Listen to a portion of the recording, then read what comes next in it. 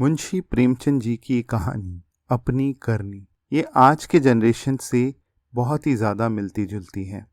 ये कहानी उन्होंने काफ़ी साल पहले, काफ़ी अरसों पहले लिखी थी, पर जब ये कहानी आप सुनेंगे तो आप इसे आज के जनरेशन से भी रिलेट कर सकते हैं। तो चलिए सुनते हैं आज की कहानी। मेरे ही कर्मों की वजह से आज मैं इतना अभागा महसूस कर रहा हूँ। मेरे ऊपर आज अपमान भी हंसता होगा, क्योंकि मैंने खुद अपने हाथों से सब कुछ उजाड़ दिया। 1 साल पहले मैं इतना किस्मत वाला था कि क्या कहूँ। आराम का जीवन, अच्छी सेहत, पत्नी और 2 प्यारे बच्चे, ऊंचा घराना, उस पर पढ़ा लिखा होने के बाद भी मैं खुद की ऐसी हालत कर ली है। एक इंसान को जो कुछ भी एक अच्छी जिंदगी जीने के लिए चाहिए वो सब मेरे पास था। मैं अब किसी योग्य नहीं, क्योंकि मैंने किसी चीज की कदर नहीं की। मेरे जीवन में एक ऐसी महिला थी जिसने मुझ में लाख बुराई होने के बाद भी कुछ बुरा नहीं कहा। मैं ऐसा हूं कि दीवानगी के नशे में चूर होकर उसकी इज्जत नहीं की। उसे तड़पाया, रुलाया और मन ही मन खूब जलाया भी। उफ, उसे कितना धोखा दिया और अंधेरे में रखा। देर रात घर आते हुए न जाने कितने बहाने बनाए। रोज नई कहानी बना लेता था। क्या वो मेरे झूठे प्यार के दिखावे को नहीं समझती होगी? मेरा झूठ फरेब क्या छिपा रह सकता था? भले ही वो अच्छी और भोली थी, लेकिन बेवकूफ नहीं।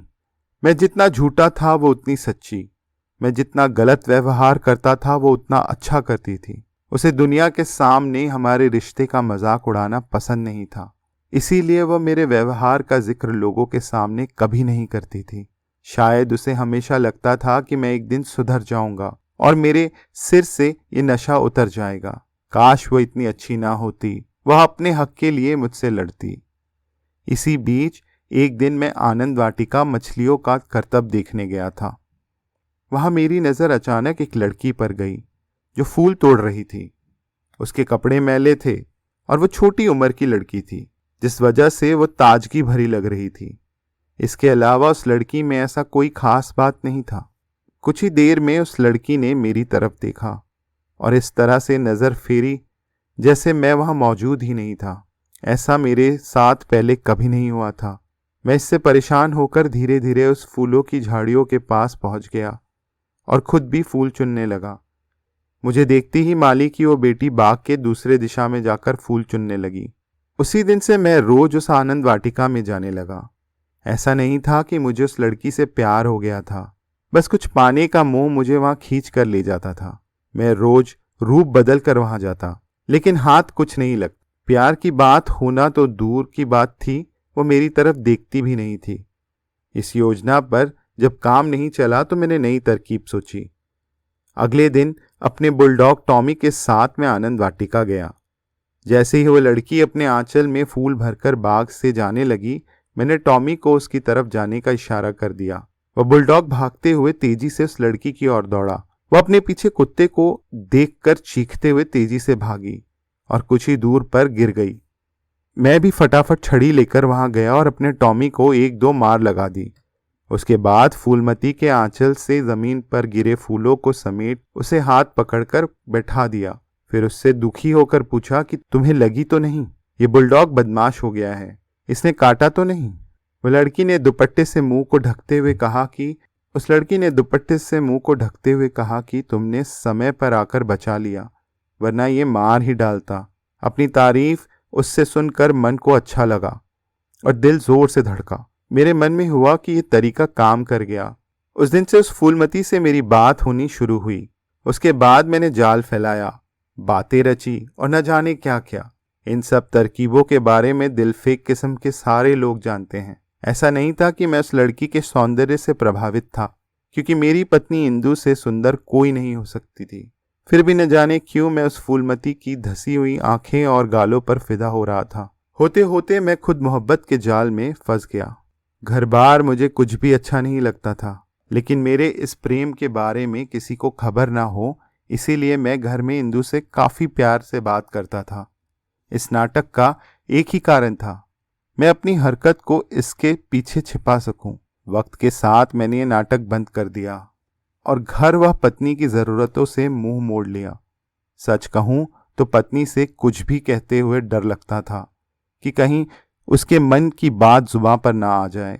यूं तो मैं कभी भी जौहरी की दुकान गया ही नहीं था, लेकिन अब मेरा वहां आना जाना होने लगा। मेरा वक्त, पैसा, सब कुछ सिर्फ फूलमती का ही था। एक दिन मैं हमेशा की तरह शाम के समय आनंद वाटिका में घूम रहा था। तभी मैंने फूलमती को देखा, जो मेरे दिए हुए गहने और रेशम की साड़ी पहनकर फूल तोड़ रही थी। उसी वक्त राजा भी कुछ दोस्तों के साथ वहां पहुंच गए। फूलमती राजा को पहचानती थी, इसीलिए तेजी से झाड़ी की तरफ छिप गई। उस वक्त राजा को जाना तो पानी के कुंड के पास था, लेकिन वह बाग की तरफ ही चले गए। वहां उन्होंने झाड़ी के पीछे फूलमती को छिपते हुए देखा और गुस्से में पूछा, तुम कौन हो और यहाँ क्या कर रही हो?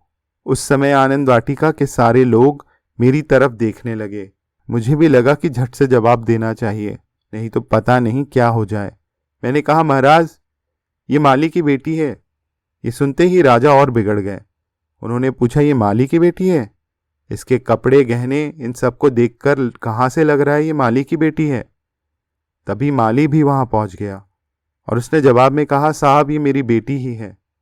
राजा ने गुस्से में पूछा, तुम्हारी तनख्वाह कितनी होगी? माली बोला, 5 रुपए। फिर राजा ने पूछा, क्या ये शादीशुदा है? माली जवाब में बोला, नहीं।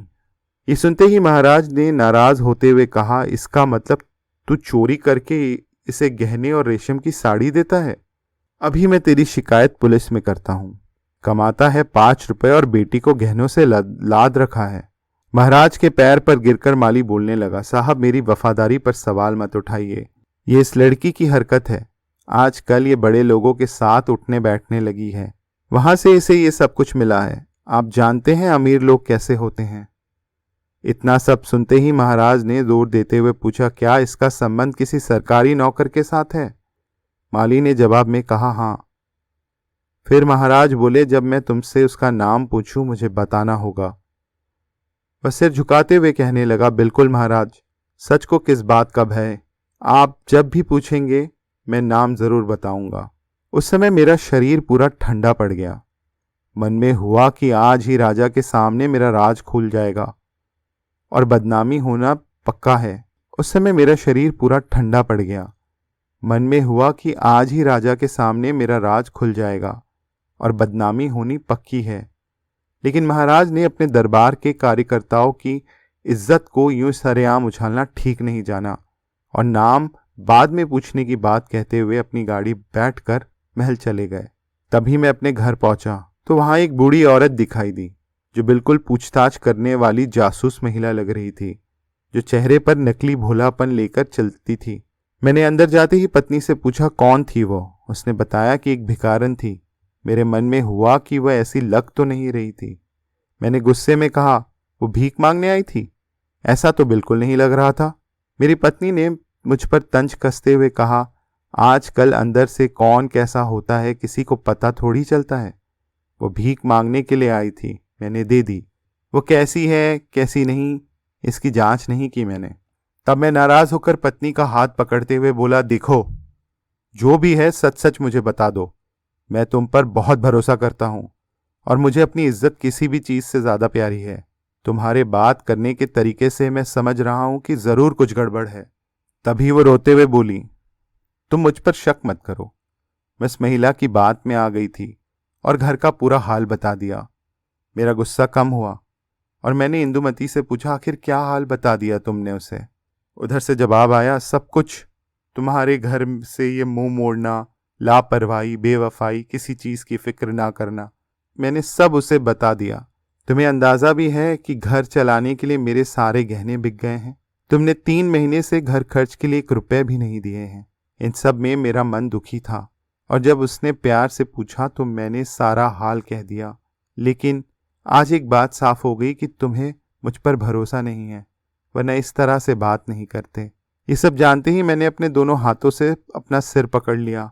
उधर महाराज को फूलमती और मेरे बारे में सब कुछ पता चलने ही वाला है और इधर घर का सारा भेद एक औरत लेकर चली गई।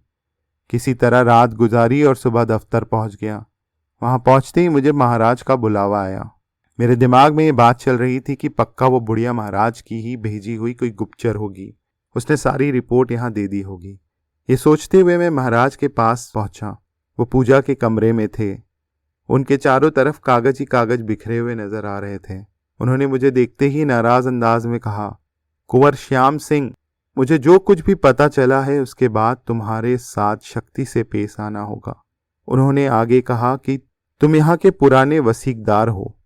ये वसीका यानी पेंशन तुम्हारी कई पीढ़ियों द्वारा अपनी जान लगाकर की गई सेवाओं का नतीजा है, लेकिन तुमने अपनी हरकत से उनका नाम भी खराब कर दिया। महाराज ने आगे कहा कि तुम्हें वसीका अपने परिवार पर खर्च करने के लिए मिलता था। तुमने इस वसीका का गलत फायदा उठाया, माली की बेटी पर सब कुछ लुटा दिया। अब मैं अपने उस वसीका के दस्तावेज से तुम्हारा नाम हटाकर तुम्हारी पत्नी का नाम डाल दिया है, ताकि वो तुम्हारे बच्चों को पढ़ा लिखा कर इस काबिल बना सके कि तुम्हारी पीढ़ियों की तरह वह महल की सेवा करें। तुम्हारी जैसी हरकत से तो पीढ़ियों का नाम खराब हो गया और वसीकदारों का नाम भी। तुम्हारी पत्नी ही वसीका पाने के काबिल है और तुमको अब मछलियों की सूची में डाला गया है। तुम इसी के लायक हो। अब यहाँ से जाओ और अपनी करनी पर पछताओ। इसके अलावा तुम्हारे पास करने के लिए कुछ भी नहीं। मेरी गलती थी, इसीलिए मुझे कुछ भी कहने की हिम्मत नहीं हुई। सब कुछ सुनने के बाद मैं घर लौटने लगा। फिर मन से आवाज आई, कौन सा घर? अब तुम्हारा कुछ भी नहीं रहा। धीरे धीरे ये बात पूरे नगर में फैल जाएगी और लोग तरह तरह की बातें करेंगे। कुछ झूठी हमदर्दी दिखाएंगे तो कुछ मजाक उड़ाएंगे। फिर मन हुआ कि एक बार फूलमती से मिल लूं, लेकिन लगा कि अब तो ना वो रौब है ना रुतबा, कैसे उससे मिलूंगा। उसने कहीं भावनाओं में बहकर मेरे साथ चलने की बात कह दी तो क्या करूंगा। अकेले तो जैसे भी गुजारा हो जाएगा, लेकिन उसके साथ चीज़ें मुश्किल होंगी। मन से भी आवाज़ आई कि उसी की वजह से सब कुछ बर्बाद हो गया है। इतना सोचकर मैं बम्बई की ओर निकल गया। अब बम्बई की एक मिल में नौकरी करते हुए 2 साल बीत गए हैं। पैसे के नाम पर बस इतना ही मिलता है कि किसी तरह कुछ खा पी लूं। एक बार मैं चुपचाप अपने घर गया। वहां देखा कि मेरे बच्चे घर के बाहर अच्छे से खेल रहे थे। मेरी पत्नी ने पूरे घर को अच्छे से संभाल रखा था। घर के बाहर 2 लालटेन जल रहे थे। सब कुछ बहुत साफ था। तभी मुझे पता चला कि 2-4 महीना मेरी खोज करने के लिए अखबार में कुछ इश्तहार भी छपे थे, लेकिन इस मुंह को लेकर मैं कहाँ जाता। मैंने फूलमती को भी देखा। पता चला कि वो किसी नए रईस के साथ थी। अपनी जिंदगी पर अफसोस करते हुए मन में हुआ कि अब इसी हालत में जीवन जीना होगा। अब चाहे हंसकर जिंदगी जी लूं या रोकर। अपने पास मौजूद किसी चीज़ की मैंने कदर नहीं की और खुद अपनी हंसी खुशी को पैरों से ठोकर मारकर अब पछता रहा हूँ। मैं वो इंसान हूँ जिसने अपने सब कुछ को खुद से ही जला दिया और अब उसकी राख भी नहीं बची।